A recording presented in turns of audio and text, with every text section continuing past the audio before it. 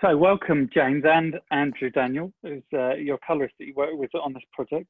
Yep. We're going to be talking about a project that you shot some time ago now, James, Rillington Place, which subsequently you did win the BAFTA TV Craft Award for Best Photography and Lighting in Fiction in 2017. So congratulations.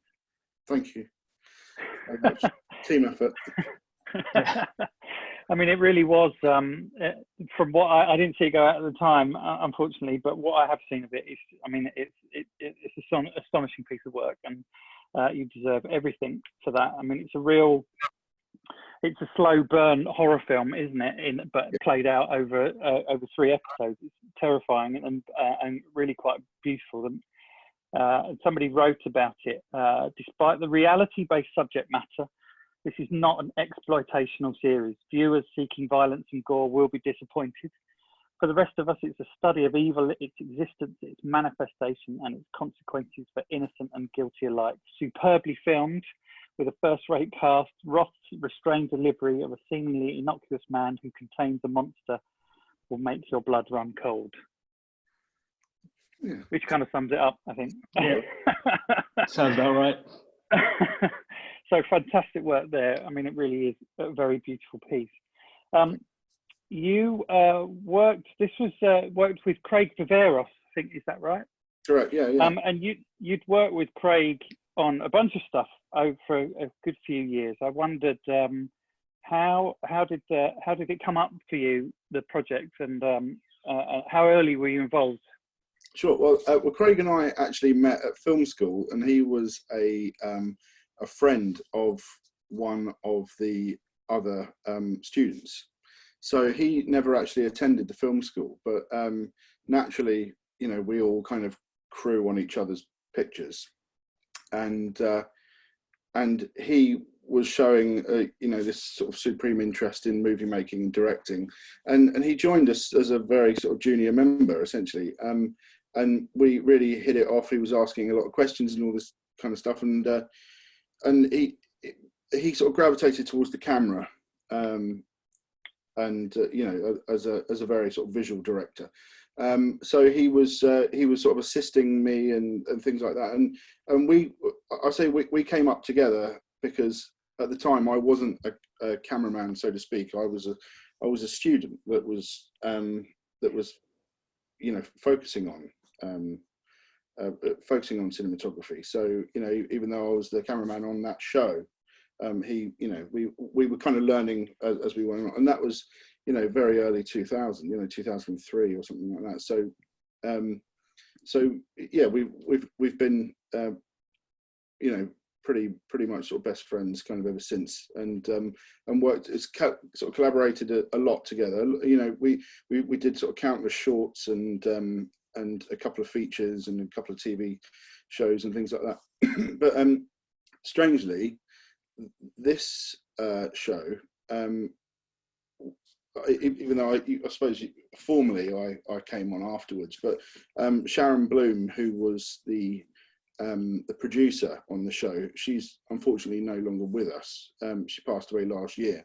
Her and Lorraine Goodman, the line producer, took me out for dinner one night, about a year before the project, and we were friends. We met on Silent Witness, and they asked if I would be interested in doing in shooting Rillington Place, and they were also asking me about who I would think was a good choice of director, and they naturally already had Craig very much in mind. I think you know, it was more a topic of conversation, and I think they brought it up with me because they knew that we collaborated together. So I kind of weirdly knew about the show before he did, and then when it came on his radar, we started talking about it, and then it developed from there. And it was yeah, it was very welcome. It was very welcome because I think we both have quite sort of, we enjoy shooting quite sort of dark material and quite dark sort of sensibilities. It always, you know, you never wish upon it in your real life, so making movies about it is always a little bit more fun, I suppose. So yeah, I mean, you mentioned that you'd worked with him a bunch before, and it's just you'd kind of cut your teeth on, like you said, on shorts and on indies. And apart from Silent Witness, you kind of that was, I mean, that and then Rillington was kind of your leap from more into TV based stuff. You've done, I mean, you've done both, but it was a real, that was a seemed to be a turning point for you. Yeah, I mean, very much so. I think the you know, Silent Witness, where you know, it's a very popular show. It's one of those shows that I never really watched, but when it came up as a project to be involved in, Craig was already shooting a series of it, and I had no TV credits whatsoever.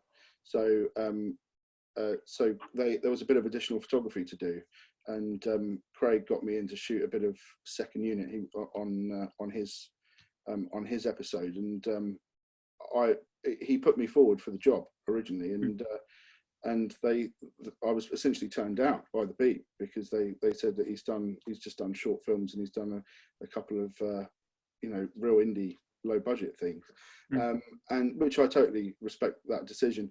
And then I was brought in to do some additional photography, and it was being directed by Sharon Bloom, the producer. So we kind of obviously were thrown into the sort of deep end together, and we kind of hit it off, I suppose. And then subsequently the following year, they needed a cinematographer, and they asked me to do the first episode, and then that carried on, and that relationship with them, who then went on to do Rillington with Craig, kind of flourished really. So my first foray in TV was actually Silent Witness, but then obviously it all kind of snowballed from there. But what was great about Rillington was it was the first show that it was the first sort of limited drama that I did. So you could kind of treat it more like a movie. You didn't have to adhere to any rules that had been set before. You could author the piece. You could really make it your own. Well, I mean, the best TV takes its time, doesn't it? And it can pace itself across a series. So, you know, I guess there's episodic work, and there's things that do present themselves as actually a bigger canvas to tell a more singular narrative, like a film. And this is cinematic. I mean, I think it's the TV now. The crossover is obviously is between TV and cinema, whatever that is. You know, it's that ongoing debate. Is that there's a simplicity in its coverage and its edit, and it's not cutty, and it's not all about information delivery. So it's and it doesn't have to underestimate the audience. And I think, you know, that's becoming more of a trend in TV. It's great. I think it's far more respectful in a way. You'd worked with Tim Roth obviously before on what was that, on The Liability, and that was with Craig as well, was it, as an indie? Yeah, it was a little tiny independent movie that we shot with Jack O'Connell and Tim Roth and Tallulah Riley and what's his name, Peter Mullen. Played the sort of villain, and it was a very, I mean, really low budget thing we shot up in Newcastle, and we were fortunate enough to get Tim on that, and that's how Tim obviously came about being cast as Christie in Rillington. And so, you know, it's always you know, I always find that when you start really kind of mapping your career retrospectively, you know, people talk about right and wrong ways and things like that, but you can always trace back certain decisions that have kind of like a bit of a butterfly effect later on in your career. And you know, I did short films with brilliant directors, you know, years and years ago, who are now sort of calling me up to do basically sort of studio. Well, that's a good lesson, isn't it? I mean, it's always be nice to runners for a start, and because there'll be exec producers before you know it. So it's always it's good to be good nice on the way up. This show is obviously set in the, you know, it's a based on fact. It's you know, the details of the house and the details of the crime are of historical fact. And there's a certain iconography to it, as a kind of I guess the post-war thought, set in the 40s and 50s. where did you start in terms of referencing? Did you look at the Richard Attenborough 1971 film at all? And or some of it struck me as a kind of iconic post-war photography, the sort of some Tuschitsky and Lewis Morley kind of work that that leaps out. Where did you start with references? Well, very much so. I mean, you know, it's always a fine line where to start if because it wasn't a remake of the Attenborough film, it was just another incarnation of it. So, it's a film that I saw, you know, basically when I was a child. I shouldn't have done when I was a child. I should talk to my parents about that. But yeah, you have to look at those films as a reference, because technically it was, you know, which I'm sure we'll sort of go into, but the house itself, you know, a film that's set, you know, 70% in a house is going to be a challenge for a cinematographer. So looking at the approach of how they did it back then was, you know, you'd be kind of silly not to, really.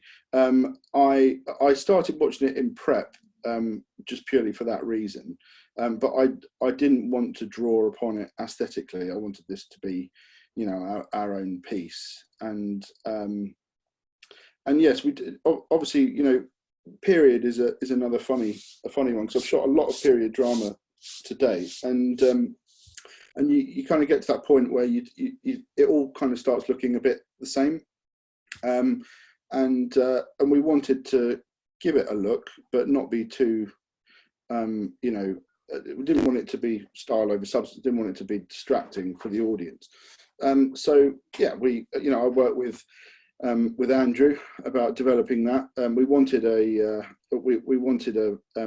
kind of DSAT look, but a lot of it comes from working with the costume department and the production design department, because you always want to render skin tones looking, you know, something that we would, you know, recognize as skin, and not something that's going to completely be thrown the other way. So Pat Campbell, our designer, did a sort of incredible job, and I've always worked very closely with the designers, mainly because I'm in awe of what they do, really. I mean, they're so sort of symbiotically linked to the cinematographer.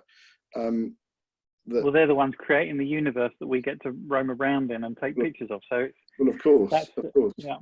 And you know, I think that that kind of really kind of shone through a little bit, because, you know, any of the sort of tonality of the film that we wanted to, you know, sort of limit, those kind of earthy tones and things like that, we put it into the set and the costumes. So so when Andrew got to colour it, he wasn't kind of fighting hues in directions they shouldn't go to, and he could just build upon it.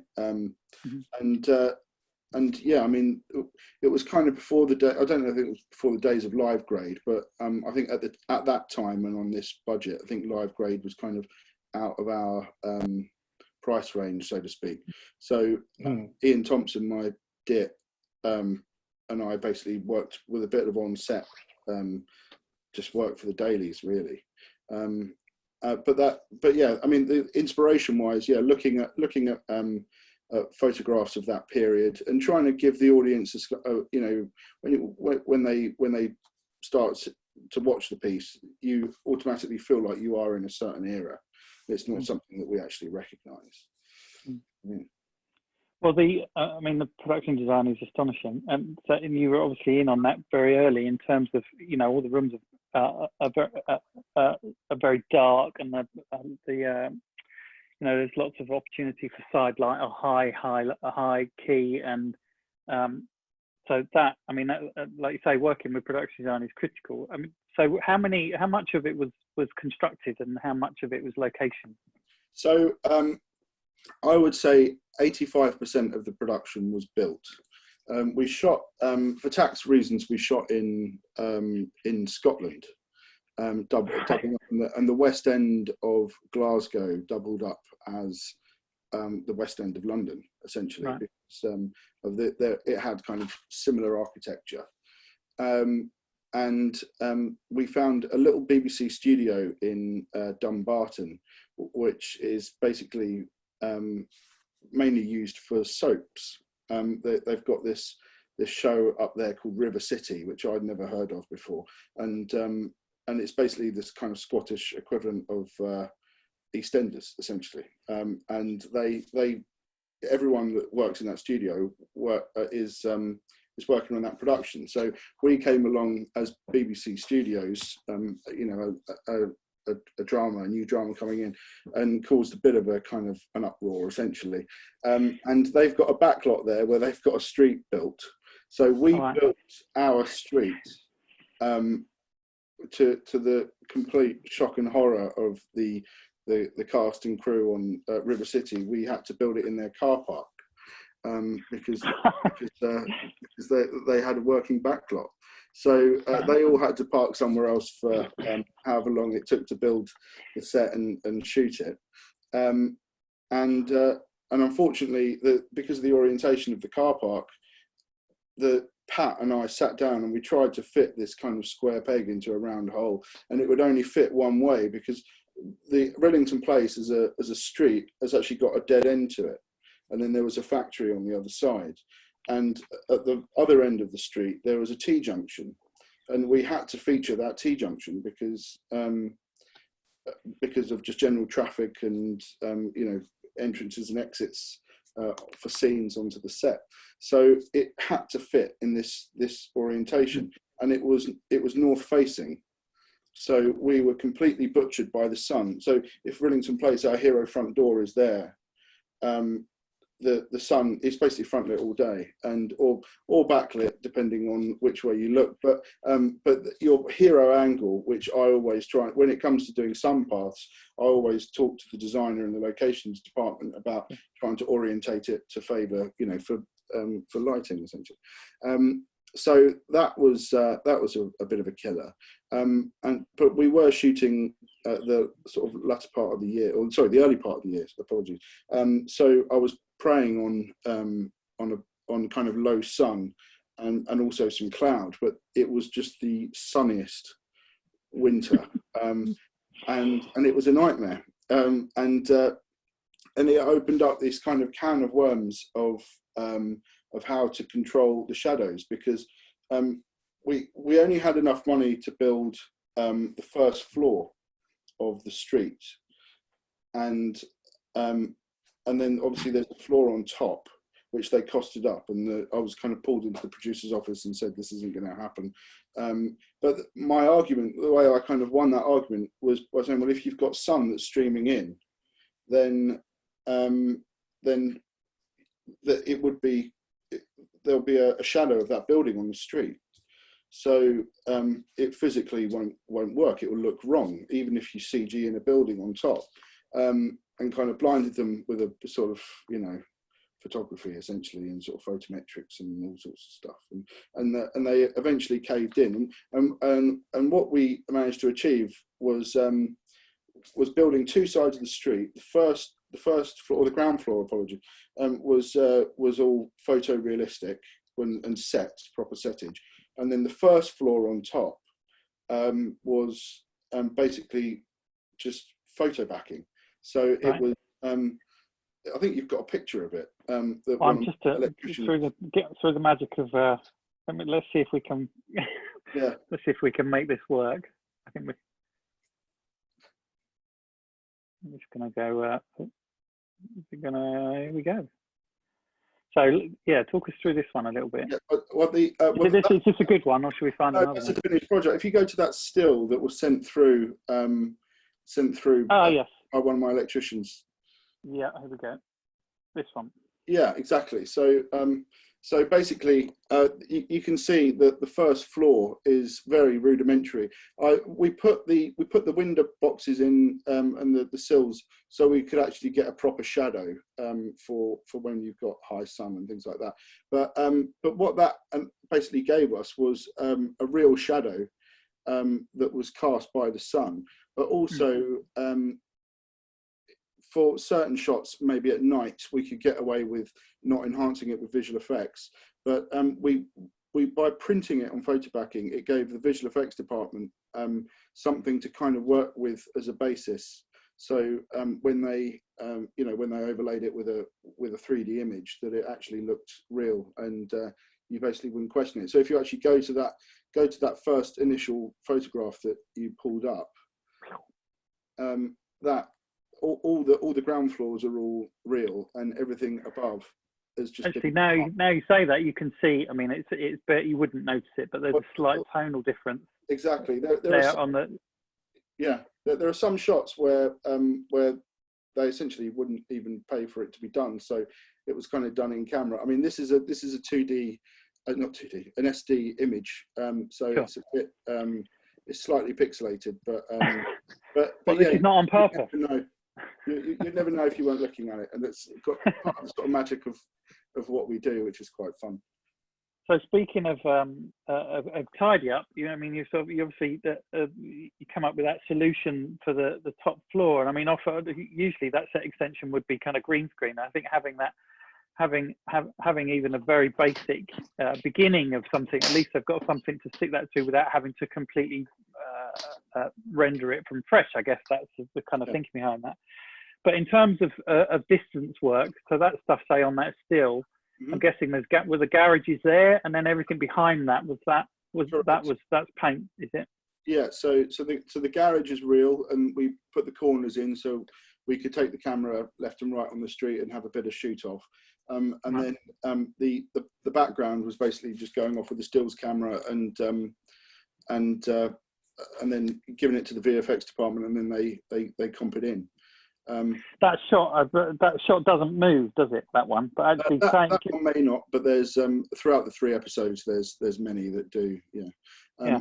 But actually, on that wide, in terms of perspective and parallaxing and stuff, that actually it's not out of the question for that sort of stuff to move with paint that's that far in the distance, because they can parallax that kind of. Yeah. But this one, that actually, now talking about Scotland, does feel far more Scottish maybe than. Oh, this is meant to be Yorkshire, is it not? Yeah, this is supposed to be in Yorkshire, so it's where Ethel's living, and she gets a letter saying that they found her husband, and he's in jail, and that's so that's supposed to feel completely. We had all sorts of stuff. We had sheep crossing the road, and all, very. Luckily, we had to cut it out. Is that a practical set then, or has that got extension in it, or tied? No, that was all location. That was all real. That's just small bits of dressing, and it's that was all. I've requested the wet down, but that was about it. But going back to working with the production designer, the interior set, that was all basically the Rillington Place itself is such an iconic building, and it's been photographed that we couldn't mess with it. And unfortunately, it's the last house on the end, so it's not going to have any windows because there's a factory there that on that facade. So no dual aspect windows for you. Exactly. So that sort of created a bit of a challenge, and I did try with the director to sneak in some other windows at the back, but it didn't quite work out. I think the historical accuracy argument won, but we weren't trying to do anything too sort of outrageous. But the house itself was tiny, absolutely tiny, and the original film shot in the real location, which was pretty remarkable. Yeah. Wow. So and we obviously couldn't do that because it had been knocked down, but also I don't think there are certain crew members who wouldn't particularly want to be working in a murder scene. Yeah. There are limits to authenticity, but exactly. Maybe in 1971 they were all for it. Yeah. Exactly. Even for the for art, so to speak. But this shot, I absolutely. We could just quickly digressing. This shot was one of the shots in the film which was front lit, which we had to do, and luckily most of the screen time cuts to down there, looking back up the street, with them coming towards us. But this is one where we we were actually really struggling to just get rid of a dolly shadow, and I believe that shadow on the left hand side is a frame that we've put up, the bottom left frame we've put up just to get rid of that. And yeah, this was one that where the schedule beat us, unfortunately. Yeah. But going back to inside the studio work, the set itself was built about 20% bigger, so Right. so we could actually just function in it, and most of the walls could float, even though we actually had you know, floating walls takes time on TV work, so it was a case of pulling them out only when you felt you know, when you really felt like you needed to, for lighting and for camera at work. But luckily, because of the kind of the nature of the photography, and also how I like to work, I like, you know, light coming from justified places. So you take that shot for an example. That is a soft light outside a window coming in, with a bit of atmospheric. And it looks that there was actually a mirror to the left-hand side of Tim there that's knocking back, that must have been in vision at some point during the shot, because otherwise I would have covered it with something. But that's lighting up that side of his face. But that's, I mean, it's literally just kind of one source most of the time. You know, a single camera as well. That there was the best excuse to always run one camera. Well, that was another question I had. I know that you do use more than one camera. I've seen your work where you do double up, or you know, you multi-camera onto the one scene.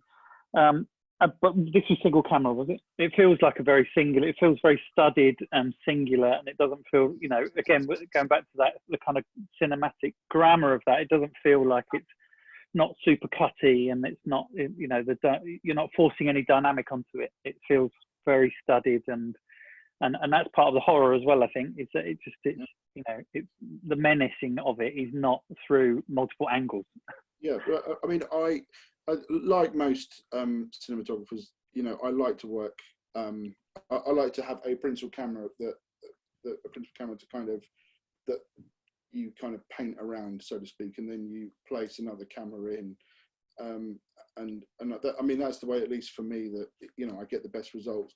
And this, because of the nature of the scale of the set and everything, you had to be on wider lenses and in, which naturally offered its own challenges, because you kind of see everything. But if you are on a long lens, you naturally, it just feels wrong, because it just doesn't feel like a perspective that a human being could actually get to.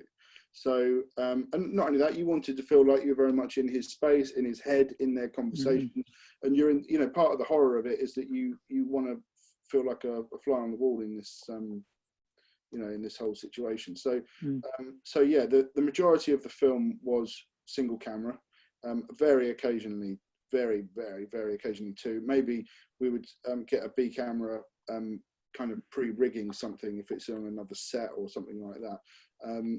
And the only time we ran a second camera was in the courtroom scenes in the end of episode 3, where naturally, as all courtroom scenes, as everyone will find out at some point in their career, you always have to just point in multiple directions all the time, and that was done with a separate crew. I had a different gaffer, Sol Sahati, gaffered the London stuff for me, and Danny Bishop was still the A camera operator, who I worked with quite a lot, and another one of my other collaborators, Tony Jackson, who's another member, came in to operate the B camera during that stuff. I was going to ask you about that. I mean, there's the camera movement in this is just, you know, it's kept to such a sublime minimum, but and again, it goes to that sort of lighting, set lighting. Is that there's lots of reveals and rotates, and people, you know, you do change, you reverse in shot, and so it's not that it's running around handheld dynamic necessarily, but there are, you know, you do develop from one end of the shot of a room to the other, and people leave through doors or go down corridors, which you would always think that if you would be a struggle if you're trying to light for that kind of very dramatic noiry single source stuff, because you're always going to run into flags and frames and all sorts of lighting on the floor. I mean, does that obviously takes a lot of blocking or pre-working out, and in terms of how you're going to light a block, and then how much freedom that you give cast? How does that, let's talk through that a bit? I suppose the way I've been kind of trained in the business and just seen other people do it in the past is the way that I've always done it, which is you go in with a general shape and a general idea, and you have to for just sanity's sake, essentially, and time and experience. So through previous discussions, you would know, if you actually take this shot, for example, this very pixelated shot down a corridor. Sorry. No, it's not your fault. It's my fault. So, I'm sorry. The HD version, everyone was pretty hard to come by. Eye popping. Let's call it eye popping. It's great. So we know that there's a window back there, so I would naturally have something rigged above that window that had a bit of flexibility to it, and that would always be your kind of starting point. But I like to see what the actors do, and I would hate to, even though I've had to in the past, but I would hate to say to a director, what about taking this here or something like that. It's always great to give the actors the space, and you'll always get the respect of the actors as well, and their kind of compliance, essentially, if you let them show it to you first, and then as kind of politicians, we naturally think in with cameras and lighting, and as well as just general storytelling, so we can then kind of massage them in saying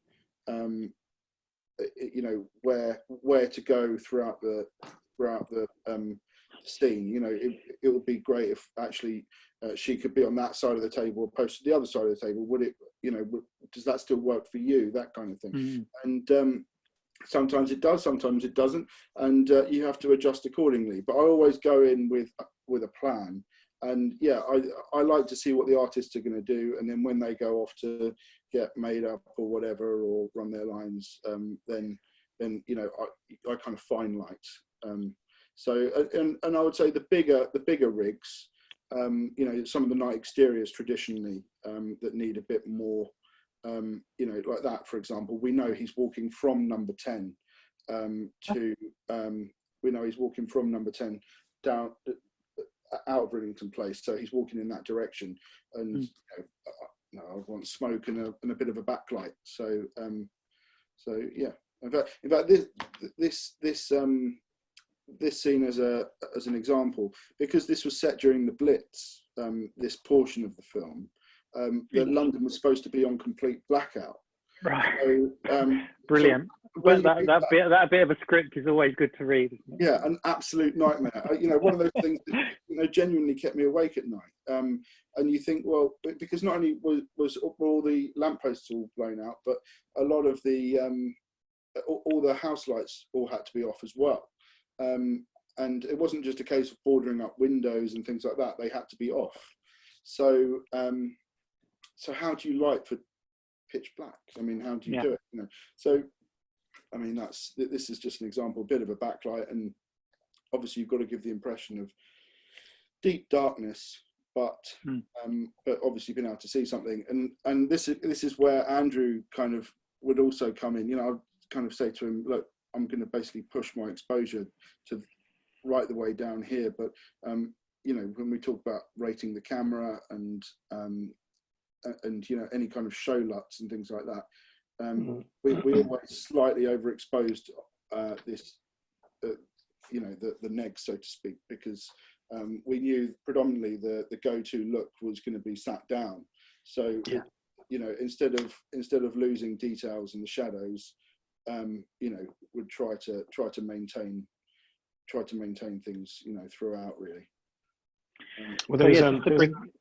Bring you in there, Andrew. Sorry, you've been patiently listening to us have on, but I appreciate you waiting. Andrew Daniel is the colorist for the whole project. So when did you get involved? And were you involved in prep, or was it just enough?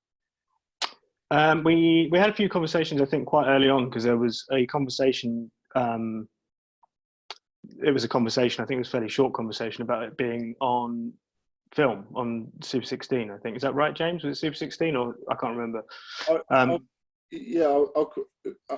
I'll touch on that when you finish. But yes, it was going on film up until the week before photography. Yes. Wow. So and then we wanted to build. In many ways, it was good because it gave us the opportunity to create a look that had some of the sensibilities of film, and we played a lot with grain structure and different grain structure in the shadows and different grain structure in the highlights. And then, like James was saying, we allowed us to play with the contrast, which although film obviously has a kind of beautiful natural contrast, it just allowed us to, in those tighter spaces, just to play with the kind of toe end of the shadows a little bit more and create a little bit more mood as well, which was, I mean, it was a bit of a challenge. I guess the question you're asking is how early was I involved? It was early because of the film aspect of things. So we wanted to try and get our heads around what we were going to do with that. And then when that changed, we were already doing tests and having conversations. So it was like, how do we do that? How do we get to that film kind of output, but doing it digitally? So it was pretty early on. We had lots of conversations about what we wanted it to feel like and look like, and darkness, and what was too far and what was, just right, really. What did you shoot on, James?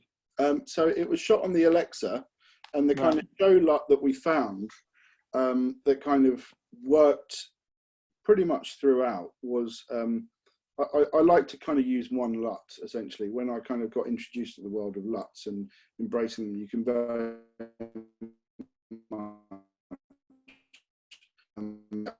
and I did another project called Pat Melrose where we had about 30 LUTs because of different eras, and that became kind of like a jigsaw puzzle. And I'm very pleased to say that this was a one show LUT essentially, but it was an ARRI LUT that was their kind of low contrast one in the Alexa, and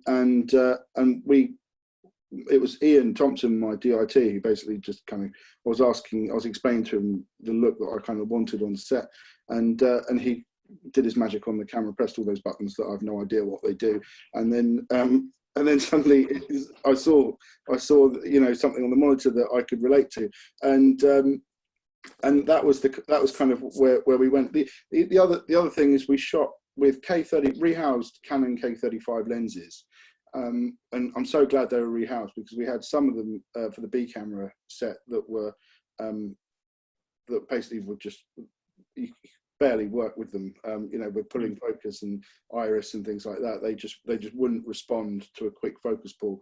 They would snap off, and you have to go explain why Samantha Morton's out of focus or Tim Roth's out of focus or something. So we through One Stop Films we managed to get our hands on a set of rehoused, which was brilliant, and they've got quite a limited focal range, which was nice. So most of the film was shot on a 20, was it a 24, and I think they either make a 24 or a 25, and then a 35. There was, and I like using wide glass, so I'm always used to having like a 27 or a 29.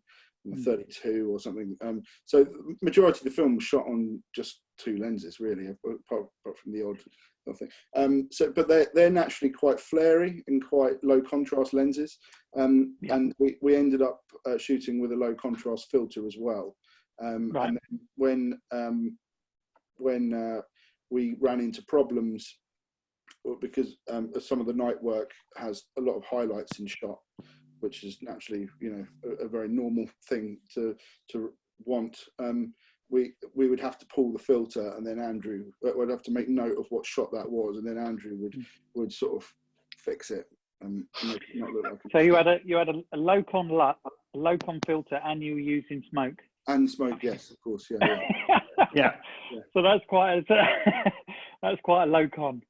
Yeah, very much so. Yeah, well, that kind of one thing that we really wanted to explore was this kind of this light that that you kind of get in a room when if you've got the source coming in from this direction. What happens if you actually have to go and stand over there, and you're kind of you're not in the shadow, but you're not in a shaped light, Sure.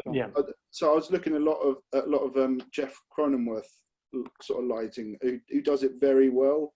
You know, he kind of always used to refer to it almost like this muddy light. It's kind of very, it's kind of ambient, and it's still got shape, but it seems to get everywhere. And it's something that Mindhunter does really well, and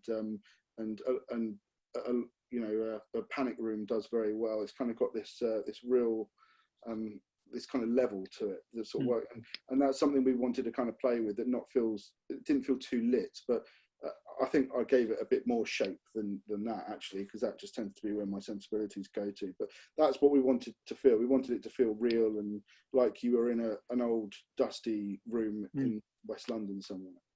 I think it does that in Trumps. How did you? So, Andrew, did that? How did you deal with that contrast? I mean, were you putting more in? How much shaping went on in terms of building that? I mean, with the interior stuff was mostly, you know, pretty bang on, you know, because of the work that we'd done ahead of time, and there was, you know, the usual kind of shaping that people want to do, and, you know, fiddling around, trying things out. I think the exteriors, it's not called fiddling around, Andrew. It's not called fiddling around. It's a technical term. That's a technical term. We all know it. We're all just afraid to say it. The exterior stuff, I think because there was a lot of smoke and there was a lot of the low-con elements that were going on. Well, I think there was only one instance, and I think you showed a still of it when Tim Roth's walking down the street, and it's the Blitz, and it's very dark and it's very low contrast, and there's lots of smoke. I think that was the only time I can really remember where we just had to fight a little bit to pick him out as a silhouette. And I think from memory, I think we went too far the first time and just said, just let it be, let him be like a ghost coming out of that mist, or smoke, I should say. So, like I say, in the grade proper, a lot of that work had been done. A lot of that consideration had been done, and so that bottom end was always quite kind to us. Certainly in the interiors, that was all taken care of. If that made any sense. Absolutely. Just want to have a look at just this. There's this beautiful night exterior shot. Hang on a second. Hopefully this will come up with that. This one. Yes. It's a little bit grainy, but can you just talk us through this one between you? I mean, that's a softbox above it, is it? Yeah. So I was quite proud of the kind of lighting of the street at night. This is post Blitz, so we could motivate some light from the buildings, but we ran into some pretty big problems with the sun on this set, as I mentioned earlier. So I managed to convince the production to basically kind of pay for us to build a giant softbox for the day work as well. So it was a 60 by 20. What was it in the end? I think it was a silk. No, it was a grid cloth. I do apologise. Yeah, it was a full grid, 60 by 40 that was on a construction crane, just the other side of the set, and that lived there for about 2 weeks, and we used that to fly in to take out the sun as much as we can. We would still have to wait for the cloud. There was a lot of looking at the pan glass at the sun, praying for a bit of cloud, and that's how we kind of filled in the gaps. And then there's a Manitou, as you can see there, with a 20 by on it, that we would kind of fly in again use that would have positive or negative on that depending on what we wanted for the shot. And then at night, in that kind of magic hour, so to speak, when you've got a quick turnaround for night, the softbox would then get, or that frame, the top frame, the 60 by 20, would then get dropped behind the set, and the riggers and sparks would really earn their money for the day and attach a box that we had made that was full of flow banks. I think there was about 60 flow banks in there, right. That if you had on at 100%, I mean, you'd never need it. You know, a lot of the time I wanted that spread of light, basically. So we alternated the tubes between tungsten and daylight, and through DMX controls we could have one on and one off or whatever, or mix the color temperatures. And then at night we would fly that above the set as low as we could get it in theory without it looking too lit at the top. And we would run it on kind of, 10%, 15%. And, it was always nice to have a bit more there. The reason I needed so many was naturally to get that spread, but also there was some high speed work that we wanted to do. And naturally you need that extra stop. So yeah, that was the kind of principle of that exterior. And then the lampposts we just put in with 500 watt photo floods and just dimmed them down so they went nice and warm, and you got that real contrast between the kind of moonlight and the tungsten. Didn't we have to replace one of those in the grade? I seem to remember one of the bulbs blown or something like that. I was just looking at that shot thinking, didn't we? I'm sure we, or maybe that's something that I shouldn't have said. I think we did a lot of fixing in the grade. Andrew opened a bit of a can of worms with grading with me over the years, because he does certain things, and then when unfortunately I've got to work with other colorists, I'm like, we can't do that here. That's got to be done in the online. Oh. and Andrew could do that. Yeah. But yeah, that was the general sort of principle of the night exteriors. So just talking about, you talked about having worked with Andrew. How many times have you worked with Andrew? Oh, we met on a series of Silent Witness where I ended up photographing the whole series. So. I think it's that was fun. Episodes. How many? I can't even remember. It's so long ago now. I think it's 10 episodes per series or something. So we did 10. We naturally developed a working relationship on that, and then we've worked together sort of countless. I don't know. I think it's pretty much, save for. It's pretty much everything from Silent Witness onward, save for a couple of projects, but. Yeah. Wow, okay. We did Melrose and Rillington and War of the Worlds. We've done a bunch of stuff together.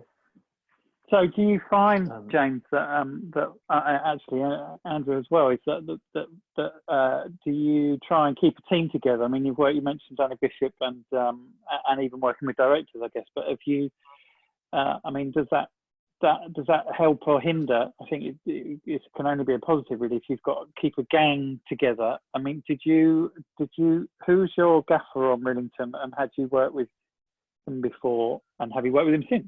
Sure. So I've got a few sort of choice gaffers, and every filmmaker at some point has to go through that sort of realization when your key person's not available, and you suddenly go, shit, what am I going to do?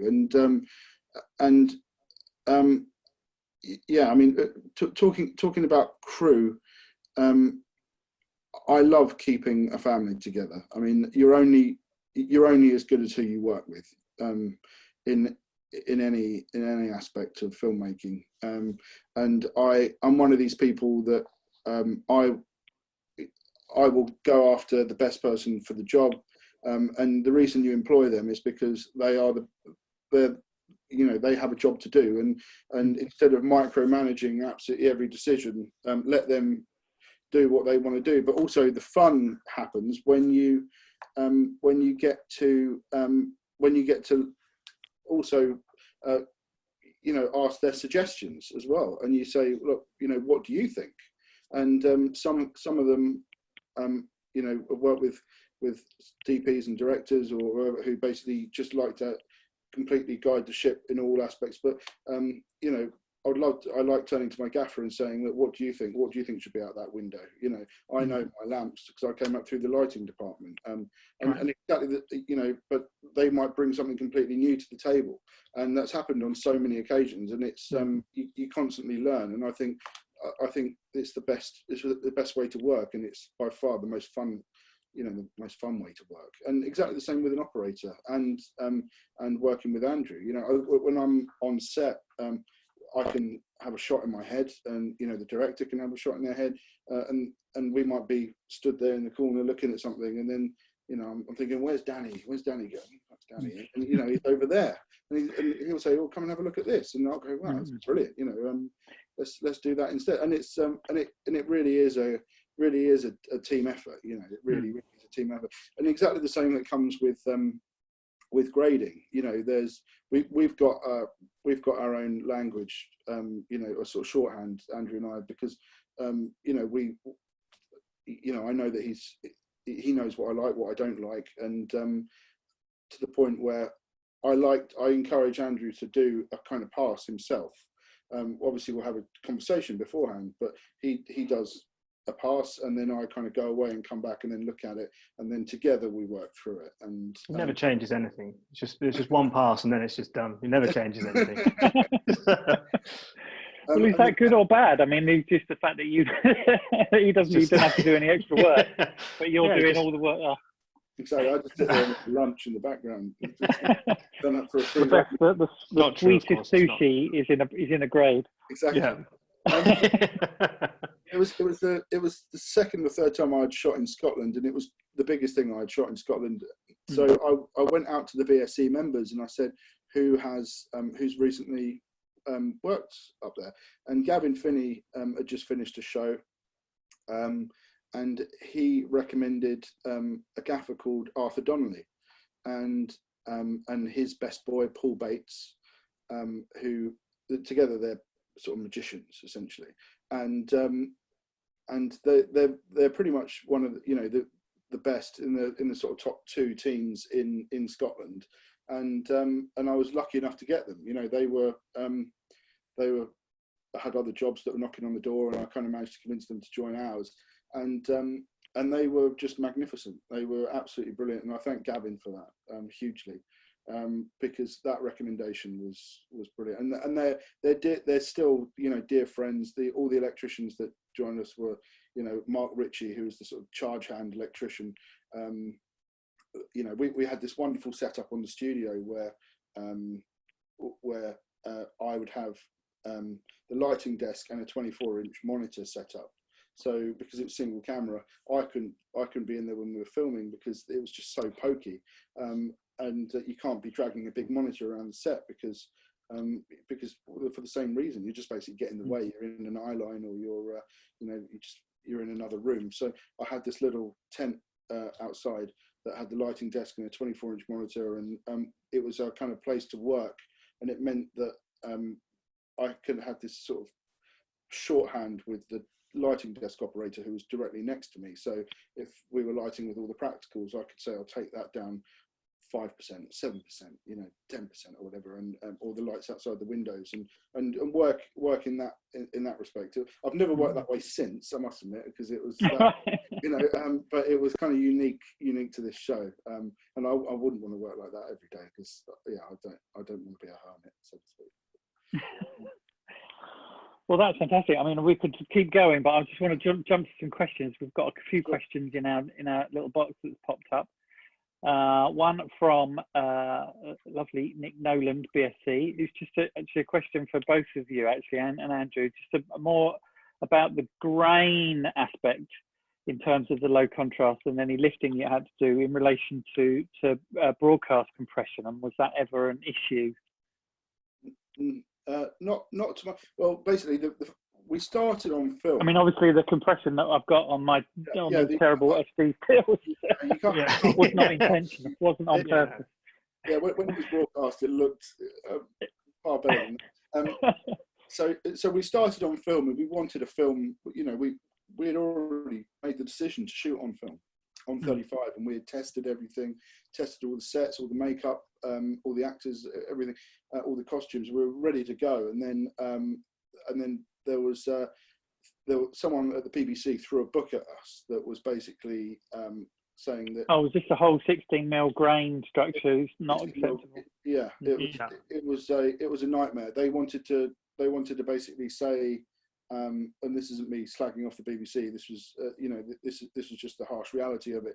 Is that basically they didn't want us to shoot on any stocks faster than 250, for example. Wow. So that does obviously impact your lighting and your approach and everything, and the speed you can work at. And yeah, we had to do a very quick turnaround in the studio and change a lot of stuff from tungsten to daylight, and just kind of reevaluate everything. And it was a week before. So what we ended up doing with that, kind of still getting that final look that we had all signed up for. I went to Andrew again, and then he basically added film grain. We kind of tested that, and you take over, Andrew. I was going to say, basically, just pressed a button. Yeah, no, it was because of the concerns that there was with broadcasting compression and the concerns that the BBC had. We had to build a certain type of grain, and so, like I was saying earlier on, there was a slightly heavier grain in the shadows and a slightly lighter grain in the highlights, and we built it in such a way that we had enough control to pull it on and off to a greater or lesser extent, shot by shot, scene by scene. The tests we did were very much at the beginning, and then we'd go through grade the whole thing, and then at the end of each episode we would go through and just start applying the grain to it, do a kind of grain pass. But we were always very mindful of, not having a grain that would smudge up or compress or just look, awful. And obviously having two different types sort of playing at the same time, if you like, then it does, even though it sounds more complicated, it gives you more control over your grain structure. I guess that's, I mean, the best film grain emulators they have to be adaptive, right? Because they have to react to highlight and shadow, and so it would organically or chemically it would react in different ways in different aspects. I guess that's in the old days of digital grain. It was a bit more kind of primary, and it was just laid over the whole thing. Yeah, I know, and I think that was something that was you sort of want to try and get away from, because it can just feel like you're looking through a bit of a kind of beehive of grain sometimes, and you just want it to feel a little bit more organic and a little bit more part of the piece.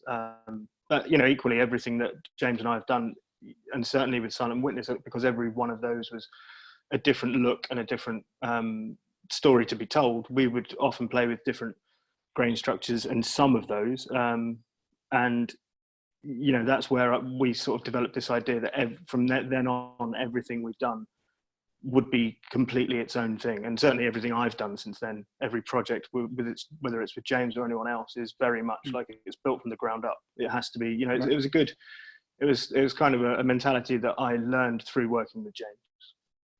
Fantastic. So just out of interest, how long did you get, in terms of picture post per episode did you have? I can't remember. What was it? Did we have 2 days? I can't remember. I think it was pretty tight. I remember it being tight. There was lots of 2 days. There was lots of looks to each other of, that's gonna be all right, isn't it? I think it was 2 days and half a day for a review. That kind of, that kind of. Wow, that's very tight. I mean, is that fairly normal? I mean, I've spent a lot of my career in TV land, which I'm very kind of proud of, and that seems to be, it seems to be relatively normal in that kind of scale. But now I've been doing the Netflix and Amazons and things like that. You get more of a film kind of out post schedule. Yeah, you can push a little bit more, I think, with certain different studios and stuff like that, but generally speaking it's always about 2.5 days. But I think that's why it's always, I think now more than ever, it's important for the relationship between colorists and DPs to be there early on, so there's a discussion to be had. So when you're in the grade, it's just almost the first day is just getting down those conversations that you've had, and then watching and tweaking it and changing it. Were you getting, just out of interest, were you getting a lot of dailies? So were you seeing stuff as it was coming in, or, I mean, obviously there wasn't time for it. No, there just wasn't time for that turnaround. And obviously, things being as they are in post, I was just kind of knee deep in lots of other things as well. So it was more kind of, James was doing that prep. We'd had those conversations and done some tests. So we would be in contact, but I wasn't really seeing anything until it came in and the conform came in, and I was watching a cut then. So it was even more, the communication up the front end was even more important then, I think. Crucial, yeah. So another quick question from Mark Patton, BSC. Hello, Mark. it's like every time this feels like swap shop to me. And it's a question from Mark online too. And this is a big question actually for people that shoot episodic. Is how many days did you get? You 3 episodes, limited series, isn't it? How many days did you get per ep? I think. Oh Jesus! I think it was about. I think it was about 14, something like that. I've got a feeling. I'd have to check the schedule, but it couldn't have been more than that. That doesn't sound too bad. I mean, we were talking about this the other day, but it's that the fact that you might get 6 or 7 weeks to shoot, say, a 90-minute, hour and 40-minute feature, and then you're expected to do an hour, and then so you're getting a fifth of the time, a sixth of the time to shoot the same amount of stuff is always a challenge. I mean, if you came from indies, I don't know how big your budgets were when you were still doing that kind of the narrative features. Do you relish that turnaround, James, or would you always love it? Because it's all I've ever known, really. It's been great for the last sort of 6 years or however long it's been doing the kind of bigger stuff because I see it more of a luxury really than I mean, even though it's so stressful working at TV pressures because you're not only trying to service the story and the production and do your job, but then also you're trying to put your stamp on it as well. There's a kind of selfish element where you want it to be perfect, and I'm not one that easily kind of lets go of something in that aspect. So I'll fight till the second they say turn over to make sure that frame's in or that flag's in, or that's how I've always kind of grown up. So no, I mean, I like to move quickly anyway because I get bored. Well, I don't. All first ADs always ask me if I'm ready, and I'll be ready when they turn over, because I can keep going. And largely it's probably to my detriment because I will just fiddle forever unless someone stops me. That's not necessarily a good thing. A quick question from Nanu Siegel, BSC, who's joined us. The light through the windows is so beautiful. What are your lamps and fabrics of choice?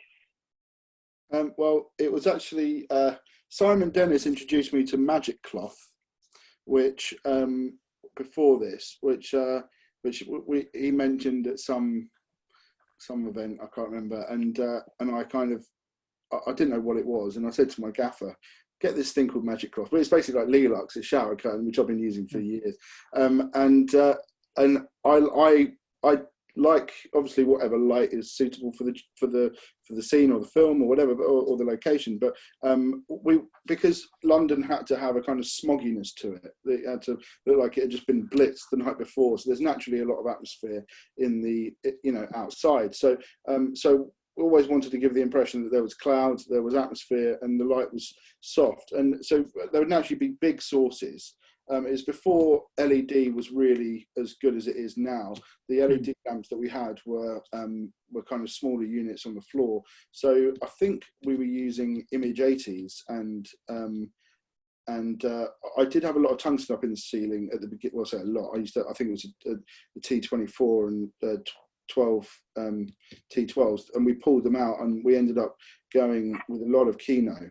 All the interior stuff was built on a stage, and then we built the street directly outside it as well. And I put in a sky, so it was all in flow banks for cost, and then through 2 layers of diffusion, and then under that we would then have light for more. That would just give us a base, and then under that I would have a light for more directional and quality, and quality on skin essentially, which would normally be in the kind of Kino range, or it would be an HMI that's bounced or something like that. And the cloths would be Magic Cloth, and we used a lot of grids and Lelux 216, things like that. The heavier. I like to beef up the lamp and then go through a heavier diffusion to get that spread and that quality, really. Or even doubling with intermediates and stuff. Exactly. I mean, Magic Cloth is is something else, isn't it? With a bit with big units through it, it's gorgeous. But it's gorgeous, but it swallows a lot of light. In fact, and on that note, what we'll do as well is because of the small spaces, thank God for the DOP choice range. This isn't an advert for them, but basically lighting control is Stefan will be pleased. Putting the snap grids on frames so you could keep it off of walls and you could not get you could really model the light. That's from a lighting perspective, that's what really interests me, because lights are kind of lights at the end of the day, but it's kind of what you do with them is really important. And I would be more obsessing about the when you get to a point where you can remotely just come up and down on something, that suddenly you kind of get a bit lazy with that aspect of things. It was actually the flagging off and the control so we had a lot of snap grids and a lot of flags and things like that, which was great.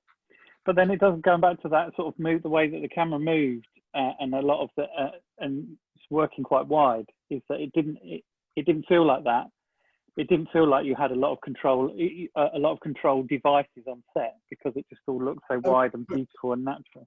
Well, yeah, I mean, I think mainly for the close-ups, I would do the wide, whatever's coming through the window, and then when we would go in for a close-up, I would very rarely bring a lamp inside unless it was needed, because it would change the dynamics of where the light's coming from. So I would then maybe up the level coming through the window, and then I would put in, as you say, an intermediate. Knock it off the back, and then a flag or a negative here, and just to give it a bit more shape and a bit more wrap. Yeah. Cool. Just another question from Diana Oliferova. How do you, just going back to that about trying to prep for camera movement, how do you imagine shots and movements without the set, before the set's built? And how do you decide which walls to fly? You said that most of them flew. And actually, were the ceilings all solid? Because or did they all fly? Yeah, all the ceilings were solid, apart from one in the living room, where we took that off one shot, which is in a later episode, in episode 3, where we craned down from high, looking down on Christie, and we came all the way down into a close-up. And the only way we could do that was to actually destroy the set. So we basically got brushes clearance on the set and then tore the roof off. But regarding the movement, we had plans on how it would look. So basically, you're really working off of drawings, and then the set was taped out on the floor like it always would be with construction, and then normally it's taken over by the construction department. So we did actually tape the set out next to it, and we could kind of walk it. And regarding what walls to float, you kind of rely on your kind of instincts, really, and when you figured out certain shots, then obviously you would decide that wall definitely has to move and this wall definitely has to move. But if there's a corridor, for example, next to the front door, we had a few traps there. One where instead of losing the whole wall, we could lose just a panel, and the kitchen was a nightmare in the corner. In the corner opposite the window, the back corner, it's always a point where we always needed to get wider, and we couldn't stick it on crazy lenses because it just looked silly. So we would always end up taking that wall out, and just to basically give the illusion that the camera was in the room, not even for an effect. So that wall was one where we would say to the first AD and the construction team, on wrap, we'd say the first shot up tomorrow, if we had the opportunity to block it or talk about it, we would say that wall has to fly, so it has to be ready on call to be, out of the way, basically. Yeah. Cool. I think we've sort of come together. I've just Mark Purvis there from Mission Digital, just wanting to double check that it was 2 days grade per ep. He's saying rather incredulously. Yeah. Yeah, I think two days, half a day review, and then after the half a day review, we would then, work, crazy hours to get it all finished, basically. But yes, essentially, In terms of the darkness of your grade, or the low con or the stretch of your grade, I mean, was there any in terms of from Craig, your director, or your execs, or even the broadcaster, was there any other discussion about that? Was, you know, where you were taking it too far, or whether it was, you know, was there any interaction on that? I think we had discussions in prep about what we were trying to do, and luckily Sharon, as a producer, was very. She really did like to encourage the filmmakers to make it their own. So there was nothing saying, "Oh, it is too dark," you know, because it's its own piece and it doesn't have to conform to anything. We were quite lucky, actually, that we a lot can be said for having producers that are really supportive of what you're trying to do. You know, because otherwise, weirdly, if I was trying to push it in another way, I would most likely be the wrong person for the job. So so we all kind of agreed and liked what we, you know, the finished look, you know, and I have actually met people that I really love that actually don't like the way it looks, you know, think that it's too dark, and I think that that's actually, it's quite great actually to hear that in a certain respects, because it just, you know, it just shows that we all have different taste. You know, I don't think I would change it again. You know, if I had to redo it, I don't think I would change it. I'm very proud of it. You know. Well, on that note, I mean, it was clearly successful. You did very well out of it. It was a beautiful piece of work. So congratulations on that, and thank you for sharing it with us. Thank you, Andrew, Daniel, and James Friend, ASC BSC. Thank you so much for joining us tonight, and I hope everyone enjoyed that and tuning in around the world in for our Zoom webinar and our YouTube live. It's been a real thrill. So thank you for your questions, and thank you, gentlemen, and we'll see you next time. Thanks ever so much. Thanks very much. Thank you. Cheers, guys. Thanks.